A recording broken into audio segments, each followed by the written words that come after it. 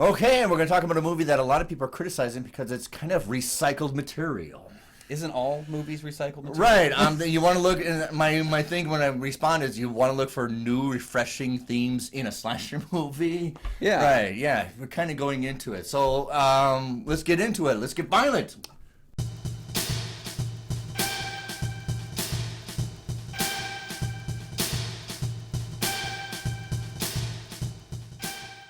Hey everybody, welcome back to the show. I'm one of your hosts, Kyle Goethe from GoatFilmReviews.com. I'm Nick from the St. Paul Filmcast, and you see a movie that has a response when the guy in the back monitor projector goes, ah! Right. You're seeing a movie that's kind of unforgettable. Thanks for finding us. Thanks for watching. And for our loyal fans, thank you for continuing to support the show. Another way you can support the show. Yes, we do have a Patreon. Check that out for some great deals, great opportunities, and, of course, a chance to pick a movie we review in future episode. Of course, a shout-out to you as well. You can follow us on all social medias, and of course we're both members of the Minnesota Film Critics Alliance. Check out that webpage for critics reviews as well as ours, and today we're talking about the slasher movie that came out this summer. What is going on? So when a locket is taken from a collapsed fire tower, it awakens Johnny, an undead monster who roams the remote wilderness in search of it, ready to slaughter anyone in his path. The names are simple, the action is simple. I expect something in the woods. I expect a lot of unforgettable deaths. I like a lot of cringy stuff in it. I love the costuming of it. It's nothing original to take. Obviously, the people know where they're lifting from because they got Vicky from Friday the 13th Part 2 at the end. Oh, I know. Right. My favorite cameo of recent times. I guess it's not a cameo. She's in a lot of They know what they're doing, but as he says, what's your catchphrase all the time? It's not the story you tell, but it is how you tell it. And I always say this is a Friday the 13th movie. Let's be honest. And I always say it makes something unforgettable or memorable. I will never forget that I've seen this movie. Oh yeah, I may never do yoga again. I mean, my limited yoga already. I just may never do it again. Right. Well, she worked her way to get through that obstacle that he presented. Yeah. Yeah. I don't know if I have the flexibility that she proved to have at the end. That was the greatest foreshadowing I have seen this year of her. I got to work on stretching. And he says, well, if nothing else, you know what? Calling out Charlotte Cregan, who plays Aurora, the yoga enthusiast. Yeah. Congratulations. You're going to appear in every single video for the next 20 years about great deaths in horror films. I'm looking forward to seeing it every single time. But the presentation is something we've always seen. And Friday the 13th is a mixture of ripping off from movies previous to it. It does nothing new that it presented. It was just, these are the marks that work, let's use this. Yeah, it's always been a franchise of Rolling Stones, where it just picks up things as it moves along and kind of adds it to its oeuvre. I'm saying this because I really enjoy this. I'm shocked. I was like, I'm going to see just another Friday the 13th movie that I grew up with. But it has a refreshing, I think, a point of view of it that you just follow them like a first game player. Yep.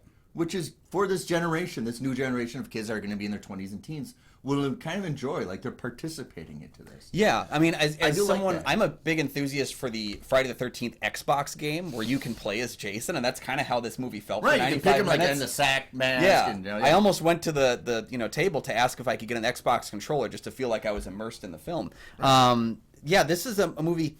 I wish that Friday the 13th would do this. I wish that they could keep making money, and I wish that franchises would have the ability to say, you know what, we're going to do a completely new take on this material. Right. Because one thing that Friday the 13th has tried to do in the past, they tried to do a winter set film, which would have been great. They tried to do a found footage version of Friday the 13th, which I was actually really interested in.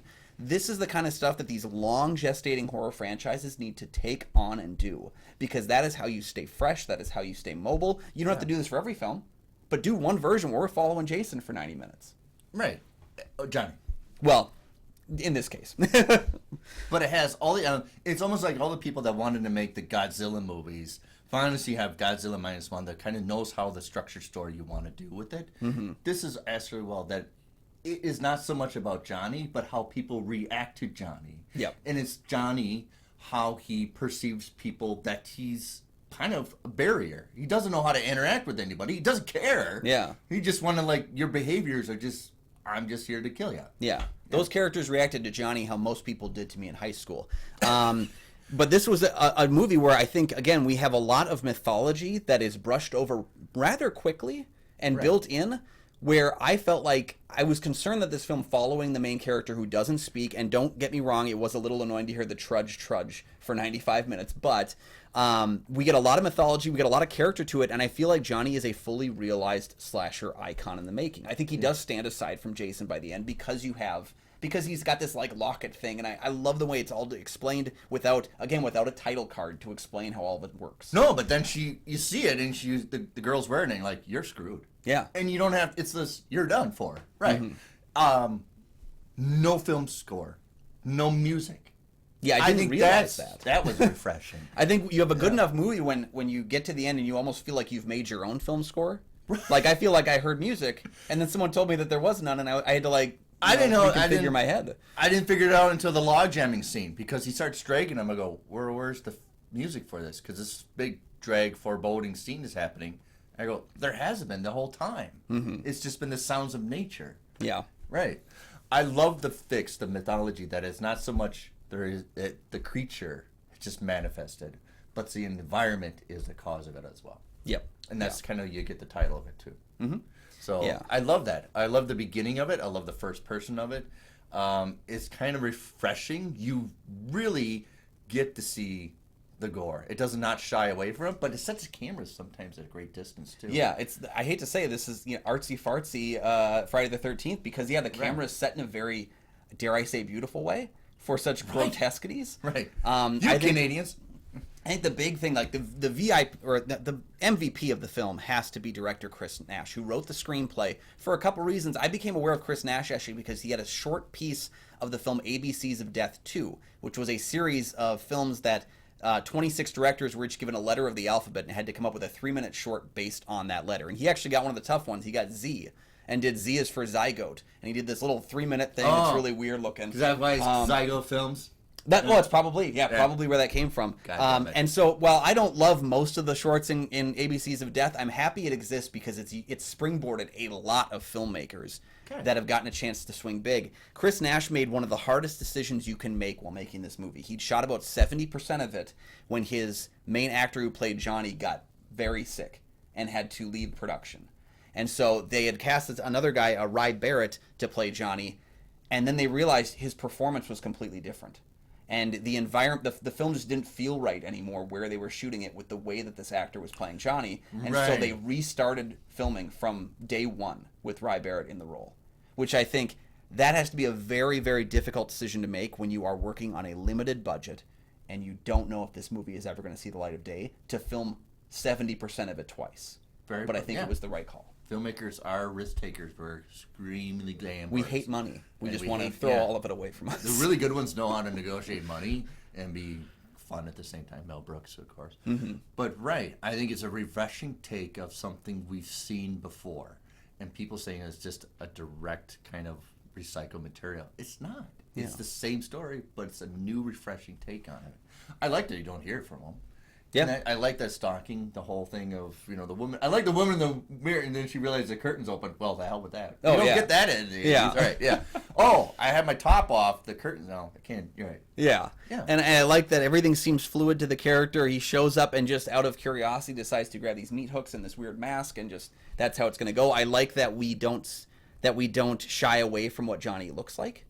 I think as a horror fan, you want to see the shark eventually. The right time for it. Yeah. The only thing I'm going to say is, and I said they stuck the landing for the last movie review, they did not stick the landing for this one. Yep, I see what they're going for. It's admirable, and I think it partly works. I think it doesn't destroy the movie, but it's definitely not that stick the landing as you mentioned. It needed to stick the landing for really to be in a top 10 kind of movie for me. Right. Yep. Yeah, it just kind of like, I don't know what your reaction was. I was like, damn it, you had something. I felt like there was like maybe I didn't get my dessert, I finished a good meal, but I was just like, the dessert, is a little overcooked. But you got to give credit where credit's due, because I thought it was a fantastic film. Fantastic, really fantastic, all about the lake, in front of the lake, of him, and just, I love when it's just, well, Here's another one I gotta go do. Exactly. It's like that he's mad that he has to go there. The other thing is, I like the overkilling of the one behind him. That he just went. Just kept going. Like, when we're gonna stop, and then it bleeds into the whole exposition and mythology of the nature of this whole thing. Absolutely, yeah.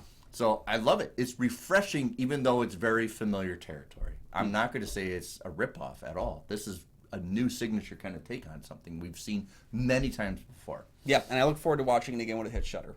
Yeah. I'll say it. I'm going to be excited about it again. And no kidding, this is getting a sequel. I hope so. Oh, God, yes. Yeah. Yeah. Once it hits the streaming services and people catch on to it, right. Yeah. Yeah. So, what do you think of our take of In a Violent Nature? Yeah, let us know your thoughts down below in the comments section. Thank you so much for joining us for another one of these horror takes. And let us know what we should cover next time as well by joining that Patreon. And you can find all of my film reviews over at gofilmreviews.com. No film score. Silence is violence. And you can find my show, the St. Paul Filmcast, anywhere you find podcasts. See, that's a callback.